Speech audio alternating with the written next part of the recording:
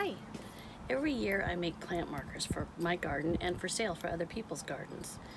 And I just wanted to show you how I make these since I just got an order for them recently.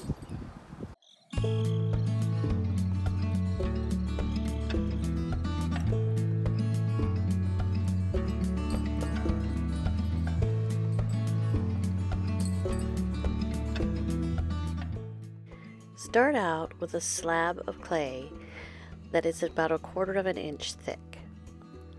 And then smooth and compress the clay with a rubber plastic rib on both sides to remove the imprints from the canvas if you used a slab machine. If not, just roll it out with a rolling pin and that works just as well. Here I have some old Play-Doh cut out molds or cookie cutter type things that I used that used to be my daughter's when she was little. They have many shapes and I prefer to use the rectangle, although I have used the heart ones and the circle ones in the past and they turn out darling.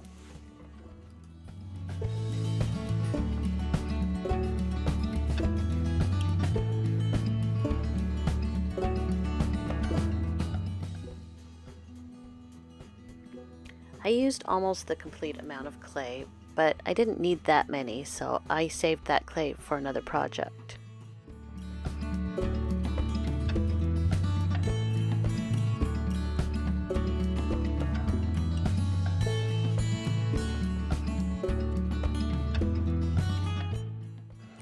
Next, I clean up the rectangles. I used a needle cutter to trim off little rough edges on the sides of each shape.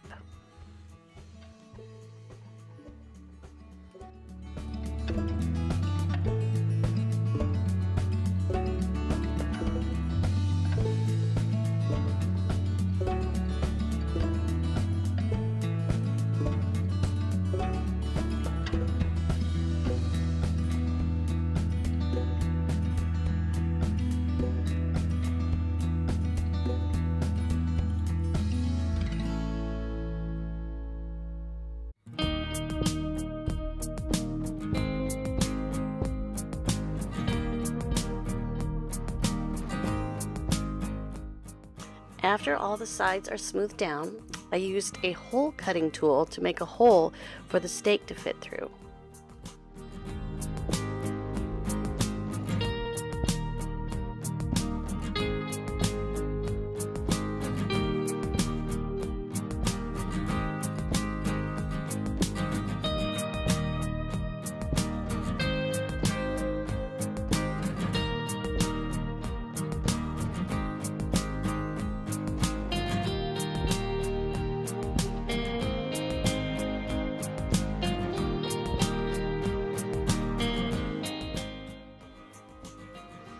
After all the holes are completed, I use my letter stamps to make the names of the plants I'll be making the plant markers for. I have 2 sets of alphabet stamps. This way, if I have duplicate letters, like 2 E's in a word, I can at least try to do it without having to split it up. But sometimes, like peppermint, there are 3 P's, so I still have to end up splitting up the word.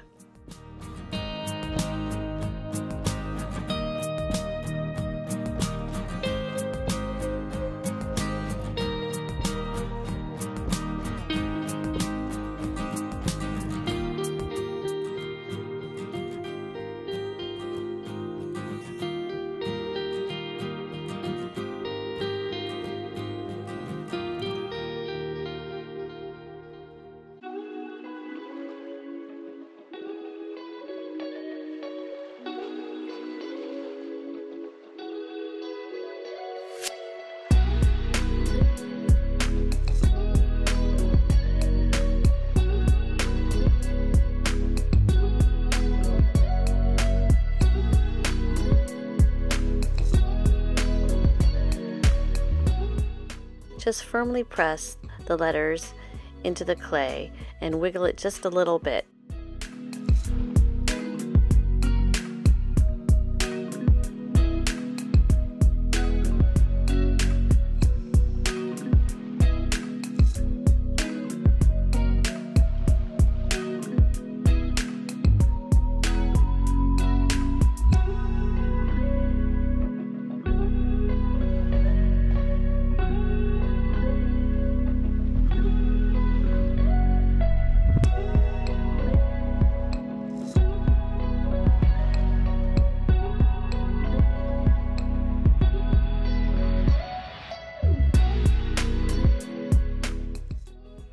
After I finished pressing the letters into the clay, I put a board on top to weigh it down slightly to make it so that the clay doesn't warp as it's drying.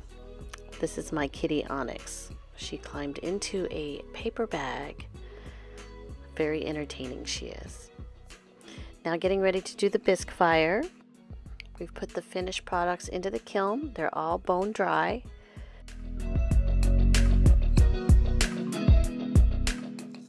Onyx is guarding the kiln. The next morning, everything is bisque fired and ready for the next step. I'll be using red iron oxide to do a wash over the letters to emphasize them so you can see them better through the glaze that I'll be using. First, you dab it into the letters, and then I will take a damp sponge and wipe it clean. So only the iron oxide that is inside the crevices will stay.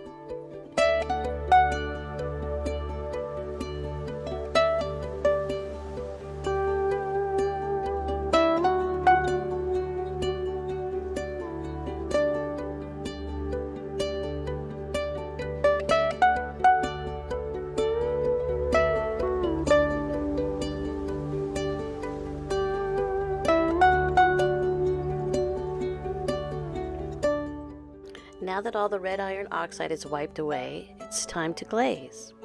I'm using Georgie's Zinc Free Clear. I try to do a light, thin coat and try to get it into the crevices, but not too much, otherwise it'll block out the color of the red iron oxide. I only need one coat of this, as you're not going to eat off of it, so it doesn't have to be completely sealed.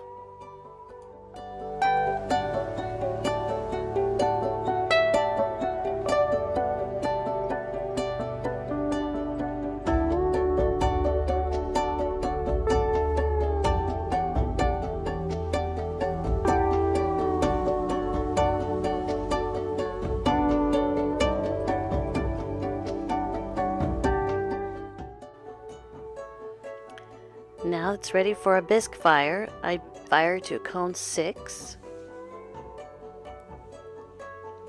And there they are, the finished products, 24 hours later after the kiln has cooled down.